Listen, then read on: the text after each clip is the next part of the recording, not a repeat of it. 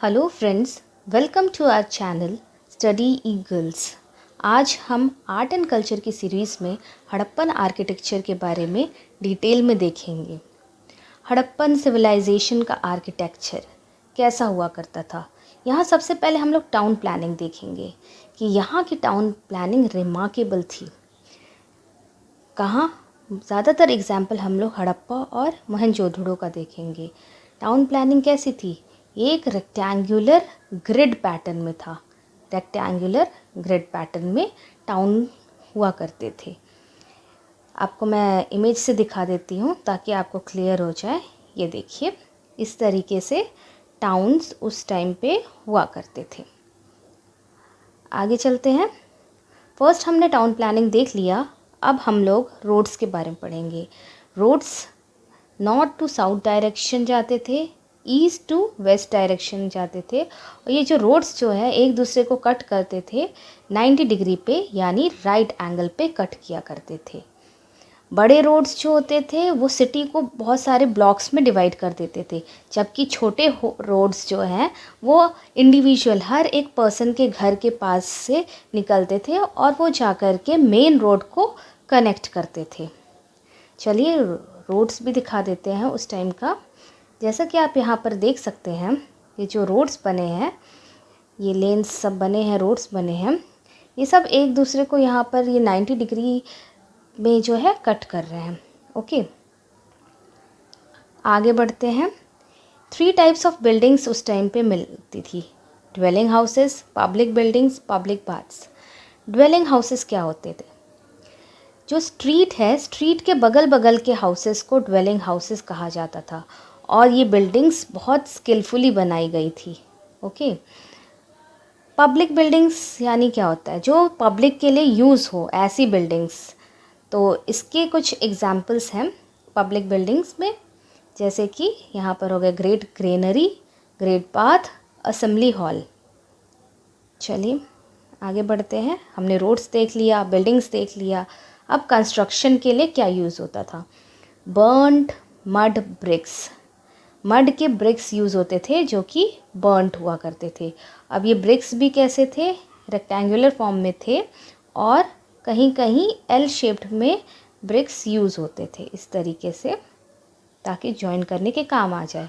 और जॉइन कैसे होते थे ब्रिक्स? By gypsum motor.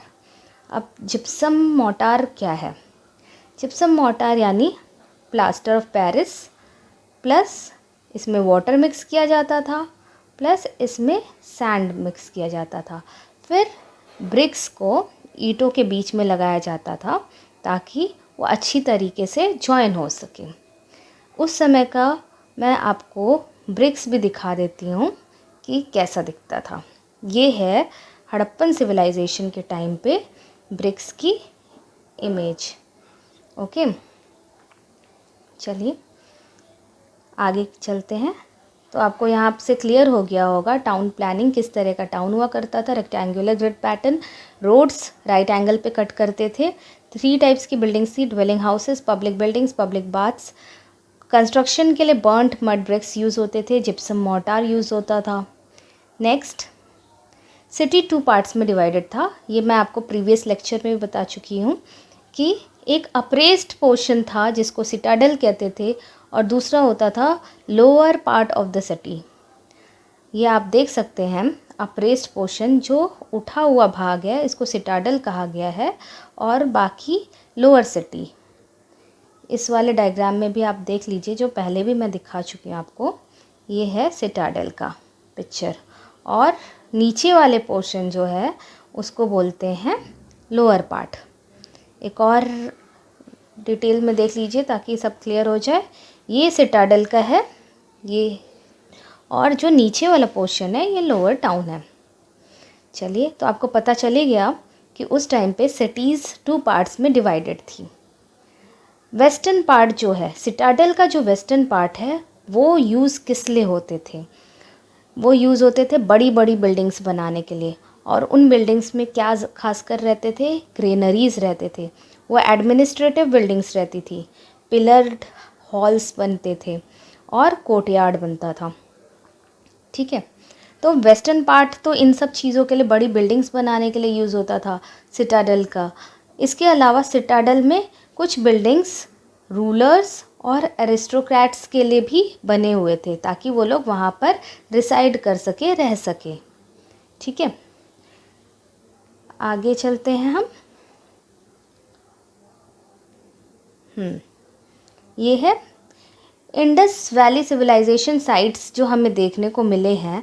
वहाँ पर हमें मॉन्यूमेंटल स्ट्रक्चर्स ज़्यादा देखने के लिए नहीं मिले हैं। ज़्यादातर मॉन्यूमेंट्स टाइप का कुछ भी बड़े बड़े चीज़ें नहीं देखने के लिए मिले हैं, जैसे कि बड़े बड़े पैलेसेस हो गए, रूलर्स के पैलेसेस, ये देखने को नहीं मिला। टेम्पल्स वगैरह ये सब नहीं देखने को मिला, जैसे कि इजिप्शियन और मेसोपोटामियन सिविलाइजेशन में हमें मिला। अब आपको इजिप्शियन और मेसोपोटामियन सिविलाइजेशन दिखा देते हैं एक मैप के थ्रू कि कहाँ कहाँ ये बसे हुए थे, सिविलाइजेशन कहाँ थे। ये आपको सऊदी अरब दिख रहा होगा, यहाँ ये इंडिया का ये गुजरात पोर्शन दिख रहा है, ये सऊदी अरब और ये अफ्रीका का पोर्शन है। ओके, तो यहाँ आपको मेसोपोटामिया क्लियरली दिख रहा है कि कहाँ पर है, और इजिप्ट कहाँ पर है। ओके, चलिए आगे बढ़ते हैं। तो यहाँ पर ये नोट करने वाली बात ये थी कि इंडस वैली सिविलाइजेशन में बड़े बड़े मॉन्यूमेंटल स्ट्रक्चर्स नहीं हुआ करते थे, जैसे कि इजिप्टियन और मेसोपोटामियन सिविलाइजेशन में होते थे, यहाँ नहीं होते थे। और नीचे इजिप्शियन और मेसोपोटामियन सिविलाइजेशन में हुआ करता था। ग्रेनरीज़, नेक्स्ट है हमारा ग्रेनरीज़। ग्रेनरीज़ में ऐसी ग्रेनरीज़ डेवलप की गई थी, डिज़ाइन की गई थी कि वो थोड़ी ऊंची हो और उसमें एयर डक्ट्स हो। ठीक है, एयर डक्ट्स हो। और ये ग्रेनरीज़ किस लिए बनाई गई थी, ताकि उसमें ग्रेनरीज़ क्यों बनेंगी, ग्रेन स्टोरेज के लिए ही बनेगी। और दूसरा है कि पेस्ट्स से जो है प्रोटेक्ट करने के लिए बनेंगी। ओके, तो चलिए आपको ग्रेनरीज़ का भी एक पिक्चर दिखा दें। ये है ग्रेनरीज़। उस टाइम पे ग्रेनरीज़ कैसे दिखता था, यहाँ पर ग्रेन स्टोर किया जाता था। ये तो हमें खुदाई से ये सारी चीज़ें मिली हैं। ओके, चलते हैं आगे। पब्लिक बाथ्स, जैसे कि आपको बता दिया था, ग्रेट बाथ भी देखने को मिला है। तो पब्लिक बाथ्स ऐसे प्लेसेस होते थे जहाँ पर आपको रिचुअल का आज के टाइम पे पता चलता है कि उस टाइम पे भी लोग जो है पूजा पाठ वगैरह में विश्वास करते थे। वहाँ पर पब्लिक बाथ्स में गैलरीज़ बनी हुई थी, रूम्स भी बने हुए थे। तो एक बाथ का एरिया था, उसके अराउंड जो है गैलरीज़ और रूम्स भी बने हुए थे। इसका सबसे बेहतरीन एग्जाम्पल मिलता है ग्रेट बाथ का मोहनजोदड़ो में।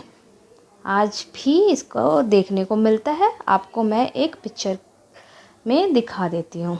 ये है मोहनजोदड़ो का ग्रेट बाथ। आपको दिख रहा होगा कि ये सीढ़ियाँ बनी हैं और सामने जो है ये पूरे अलग अलग रूम्स बने हुए हैं। चलिए आगे चलते हैं। आज के टाइम पे हमें क्या सीखने को मिला है, ग्रेट बाथ वगैरह या उस टाइम की ये सारी चीज़ें थी, तो उनसे ये सीखने को मिलता है कि उस टाइम पे ना ही क्रैक्स थे ना ही लीक्स थे ग्रेट बाथ में। अभी जब खुदाई से पाया गया तो हमें कुछ नहीं मिला, ना लीक्स ना क्रैक्स। ये शो करता है कि इंजीनियरिंग कैपेबिलिटीज़ हड़प्पन सिविलाइजेशन की कितनी बेहतरीन थी। ओके, नेक्स्ट हमने सिटाडल कंप्लीट कर लिया। ये सारे टॉपिक्स सिटाडल के अंदर आ रहे थे। अब हम लोग लोअर पार्ट ऑफ सिटी के बारे में देखेंगे।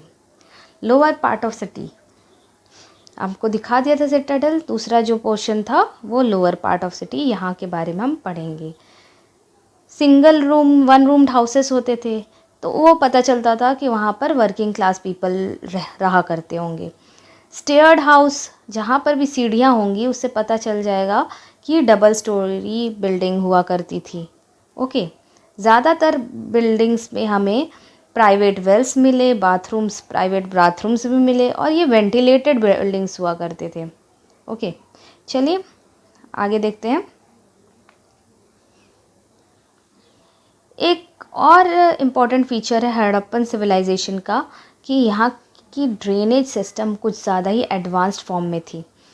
स्मॉल ड्रेन्स जो है जहाँ से नालियाँ वगैरह बनी थी वो लार्जर ड्रेन्स को कनेक्ट करती थी और वो मेन रोड्स के किनारे किनारे ही हुआ करते थे।